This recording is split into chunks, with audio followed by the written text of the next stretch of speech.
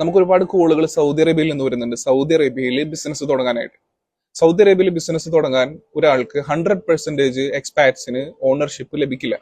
അതുകൊണ്ട് തന്നെ പല ആളുകളും UAE മെയിൻ ലാൻഡോ ഫ്രീ സോണോ ബിസിനസ് തുടങ്ങിയതിനു ശേഷം അവിടെ സബ്സിഡറി ലൈസൻസ് ആയിട്ട് നമ്മുടെ UAE ലൈസൻസ് യൂസ് ചെയ്യുന്നുണ്ട്.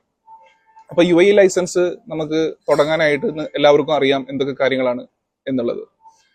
പിന്നെ അതിന്റെ കൂടെ തന്നെ നമുക്ക് ഈ സബ്സിഡറി ലൈസൻസ് സൗദിയിലേക്ക് കൊണ്ടുപോകണമെന്നുണ്ടെങ്കിൽ നമുക്ക് വേണ്ട ഡോക്യുമെന്റേഷൻ എന്ന് പറഞ്ഞു കഴിഞ്ഞാൽ ഫസ്റ്റ് ആയിട്ട് വേണ്ടത് 4 അറ്റസ്റ്റേഷൻ ആണ്.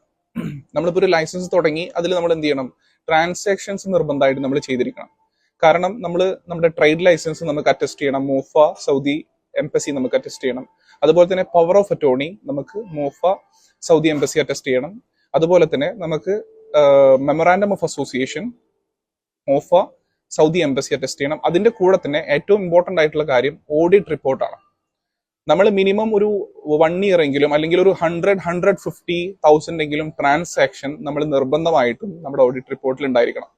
എങ്കിൽ മാത്രമാണ് നമുക്ക് അവിടെ മീസ അപ്രൂവൽ നമുക്ക് ലഭിക്കുള്ളൂ.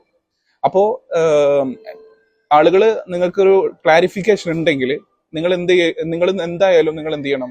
ട്രാൻസാക്ഷൻസ് നിർബന്ധമായിട്ടും നിങ്ങളുടെ UAE ലൈസൻസ് തുടങ്ങിയതിന് ശേഷം ചെയ്തിരിക്കണം.